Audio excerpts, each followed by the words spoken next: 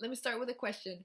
Do you believe that there is only one path to heaven? And I really want you to reflect. You don't need to answer it if you want to in the comments. I would love to hear your response because I love hearing people's reflections and perceptions. That's why I share what I do, because I myself appreciate and love other people's insights. But really though, do you believe that there is only one way to heaven? Like one direct leading way, this is the right way, and if you're not in this road, if you're walking here, if you're walking there or back there, you're not on your way to heaven?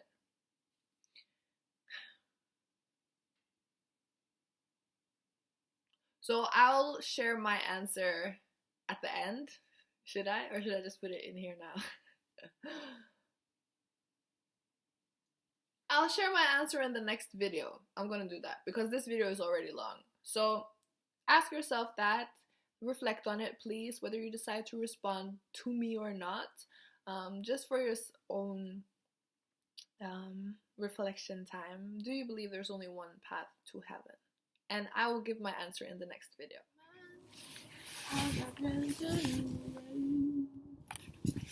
How wonderful life is now. You're in the world. I hope you don't mind. I hope you don't mind that I put down in words how wonderful life is now. You're in the world. Okay, so I'm reading about Nordahlbrun and stuff, gathering information, and when I combine all of the teachings that I've been studying lately. Hello, by the way, maybe I'll upload this. Hello, Jamas, how you doing? And use myself as an example for how I am combining information and stuff. So the number one thing that I love about, by the way, I'm outside, the sun is shining, but it's still cold. Can you see the ice on the ground right there? Sun is shining, weather is sweet, yo, but this wind is still cold. Okay. So, what I love about self-education is you have to be self-aware. Like, the root of it is self-awareness, because if you're not self-aware, you're not gonna know what to learn about, what to study, what to research. And I feel, at least now in my journey, that self-awareness isn't some like scientific equation that you need to solve. It's simply about paying attention to yourself, because you are living with yourself, you are yourself. So just observing yourself, and through that gaining self-awareness. Of course, there's the inner world and the outer world, and finding the balance with the two. How much time are you investing in your inner world, in the silence and the stillness?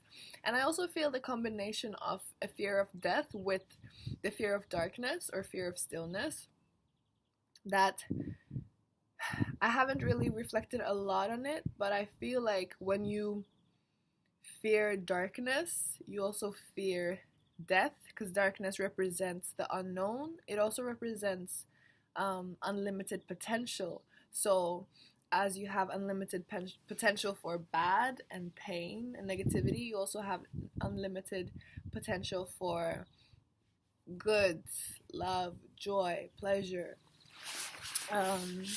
So that's something that I've been thinking about, that I felt like sharing right now. And the thing is, I'm reading about gene keys, right? And if I upload this, I always make sure that I share links to the sources that I'm referencing in the video. And this is about gene keys. And so last year, I was studying human design quite a lot. And I had different phases where I went more into it and less. And then the calendar that the Mayans were using, and Aztecs and early societies of Kemet, ancient Egypt.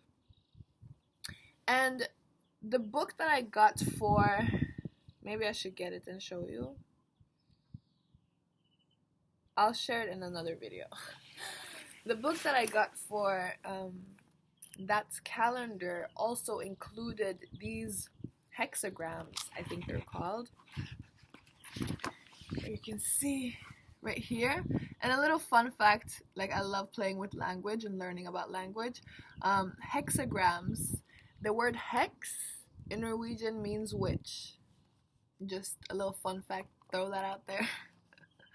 So they have these different, and these are from a study of the I Ching, which is Chinese, an ancient study from China that I haven't gone a lot into, but I keep seeing these hexagrams, like in this gene keys, in human design, and in the calendar, to represent different. It represents the same, but it's different expressions of the same, and that's how I feel when it comes to religion, that it's different perspectives of the same, of life beyond, of roots, of home, of where we've been, where we come from, and where we're going. I feel like it's all different expressions of the same. Again, I feel like there's a lot of video content in one content a lot of the times when I'm talking, so I want to stay as focused as I can today in what I really felt like sharing, which is looking at the gene keys. You have something that's called the activation sequence, and I'll leave a link to the gene keys. You can go their website and you can go and find your own like chart. And again, I love to explore things and listen. I'm always open to listen. Even if I disagree with someone, I'll make the space and time to listen, and then from there determine whether I have something to respond with, if I agree, if I disagree, or if what I heard was enough, and take what I need from it in a way. And so I'm always open, basically, is what I mean. I'm always open-minded to hear what something has to say, a wisdom from when it comes to a person, a book, a study, whatever, just to hear and make up my own mind about it. And with these gene keys, I'm freshly diving into it, but right now I got some revelations that I really wanted to share. So number one is that with this activation sequence, you have 4. Let me actually record the screen so that you can see this with me, because that will be helpful. Let's see, screen recording. There we go. The sun is really shining, so I wanted to sit outside today. Introduction to gene keys and my intuitive reflection of my own gene keys, and how you can use that as a mirror for your own studies of this teaching. So at the top here, you have life's work. Now the activation sequence is this one right here, pointing down to this one, and then crossing over to this one, and then lastly this purpose. So we got 4 of them. And the first one, life's work, for me says dislocation, orientation, unity. And dislocation is the shadow or the challenge of this whole energy of this one. And then the green one is the gifts. It says potential as well. You can see down here, see there? And then the last one is siddhi, which also is represented with essence. And siddhi is a Sanskrit word that basically Richard Rudd, or Rickard, I'm not sure if it's Rickard or Richard Rudd, said that there wasn't a English equivalent word for siddhi, so that's why it has remained in Sanskrit language. And so as I'm reading and doing my own research about Norwegian history, actually. Ooh, it's a crystal, kyanite. As I'm reading and researching about Norwegian history, I kind of slipped into this. And the interesting thing is, it's like, so the first one here, you can see dislocation is the shadow. So it's like I kind of point out the different areas of life where I see that humanity can do better.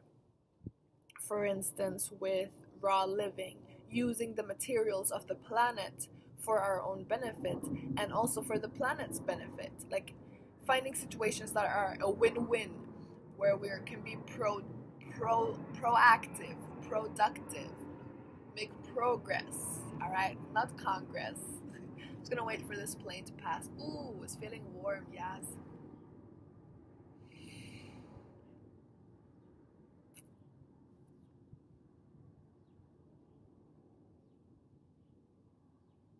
And I notice I do this with people as well. Often when I have conversations with people, I like to communicate about where things are not as effective, as practical, as good as they can be, and then discuss how we can solve that. And hearing different people's perspectives of on the the what's it called, solution, is something that I really enjoy. And you can connect this back to, if you're interested in astrology, you can connect this back to um, I have Mercury in Taurus. So the Mercury planet is usually considered a planet of communication, and then Taurus, which comes from my understanding of it, some of my teachers in astrology, right now especially, is Dolo Flight Boss on YouTube. If you haven't seen his videos, he is unique. Okay, I love him. I love his rewatching the video right now, and I never got to the point of why I mentioned that I have Mercury in Taurus. And from Dolo's explanations, Taurus is from the second house. So the houses, from his explanations again, the houses come first. They're like the broader space, and then from there comes Taurus, and then I think actually first comes the planet, and no, first comes the constellation. So there's the space, then there's the house, and Taurus is from the second house, and then from Taurus also comes Venus. From Taurus and Libra comes Venus. I don't know. I don't know. But then second house is about values and stuff. So then, because I have Mercury in Taurus, I like to communicate my values, and that's basically what I do on this YouTube channel as well. So for me, I don't have it like set in stone that I trust and believe in astrology, because there's still some parts of it that I haven't comprehended through this physical mind. However, that doesn't mean that I'm going to disregard it. And that's also what I mean with that open-mindedness. People, I feel, should do whatever they feel aligns with them and their journey in this life.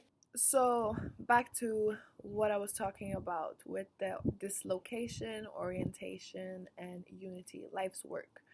So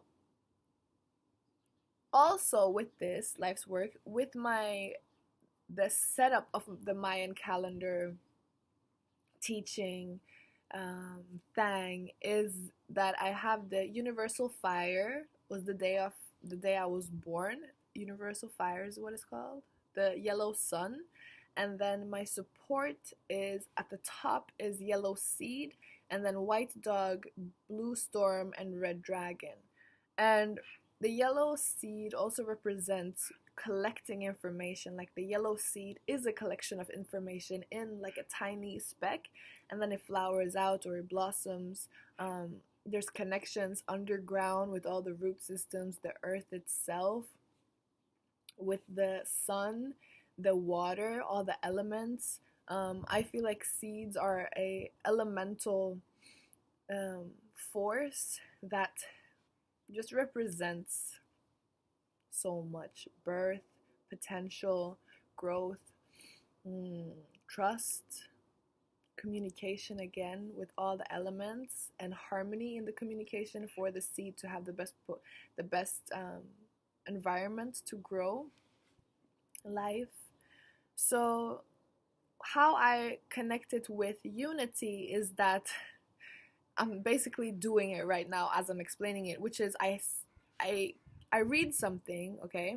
I see something, and then I take a little bit from that, a little bit from that. It's not like I remember a lot of details. I'm not that type of person to remember like the details of the, but I remember what I take from it, the emotion or like the message, the tone, whatever, something that I get from a source of information, and then I can hear something else from somewhere else, and I find the connection of the two and bring it together, and then I see like a whole picture of it.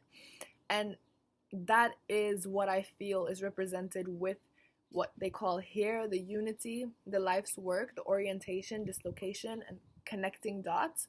And then also again with the Mayan calendar. I call it the Mayan calendar because it's the easiest. I don't really feel like I have a name for it or I've heard a name for it, so just calling it the Mayan calendar makes it easier. And from there, with the unity of, or the representation of the yellow seed, I feel like that also represents that, like, gathering information and the collection of information, bringing it all together. Come on. Right, so that's the first one, unity. And what I was doing, right, is I was gathering information about Norway's history, and specifically how I'm gathering the information is by moving, walking through town, looking at the different buildings, the different structures, the different street names, and then going from there. So what I had first done is I saw this like Roman figure, this Roman statue of a man that looked like he was wearing Roman attires from like my point of reference for that was movies and series where you see that Roman Empire kind of thing, you know? And I was like, okay, that's interesting. Why is that here in Bergen at this place? So, and the place was the Norwegian like Skipsfartsmuseum. Okay, I don't know. I'll put the word somewhere, the translation of it somewhere. But it's a museum for like ocean and naval thing, marine things. Wow, I'm just blanking on it. So I went home and I started researching, and I found different connections. And there's a lot to the story of how the building came. Like, you can study from that perspective of the actual building, the inspiration of the architect or the designer, whoever drew the building and decided to have that statue there. What does the statue represent? And what I found was, first of all, things that I found of interest. What I found of interest was that there has been a Latin school in Bergen, in Norway. That was of interest. I was like, okay, that's something I definitely want to study. And I have also been studying, this is what is interesting, I have been studying the language of Latin and researching the origins of this language because I haven't been able to find it. And some sources have been saying that it stems from some rich family in Rome or in Italy, somewhere in Italy. And obviously it was used in Rome. Oh no, my battery is running short. So, come on. Okay, I'll just keep going. So, I was studying that right on the side, and then I started studying because I usually have a lot of things going on. I don't know if it's the most effective way for me to work. Right now, it's what feels natural, so that's what I'm going with, but I'm still playing around. Again, self-awareness. We're always growing. There's always room for growth. So staying open-minded is so important because then you have that flexibility to evolve and really evolve into your best or your highest potential, your deepest truth, your purest love and joy. Yes. So I'm studying Latin on the side, and then I started studying this. I see this Latin thing, and I see, okay, so Bergen usually used to have a Latin school. What is it? And most of our international languages, Spanish, English, you have Portuguese, have roots, French even, have roots from Latin, of course Italian. have roots from Latin. So if this Latin is almost like a seed, the language in itself is almost like a seed. It's an underlying seed of origins. So, and what I call this study that I'm doing is stories of origins. So, not calling it history, his story, or just calling it history as in, okay, this is what happened, but more so the different stories of origins, the different religions, the different languages, the different buildings and structures that have their own story of origins and how they all relate with each other and connect, and what is the overall story that it is all telling. With Latin, because language is such a fundamental part of how we communicate, how we relate, how we connect, our ability to understand each other, language is really important. And where did this? I feel so formal. This dialect came from nowhere. So, what I'm thinking is that since language is such a fundamental part of our understanding of each other, like of society, how we interact as a collective, and Latin is at the base of it, what else from the time that Latin was the international language, and seen as the like the core of academia, religion, power, control, what else from this time is still in our society today? If Latin is at the base of a lot of the international languages, what else from that time is at the base of our society? In politics, in education, in PR, public relations, propaganda. The first tool, the first thing that propaganda was used for was by the Catholic Church to share the message of the church and to bring people in, right? So they would create the windows with pictures and imagery to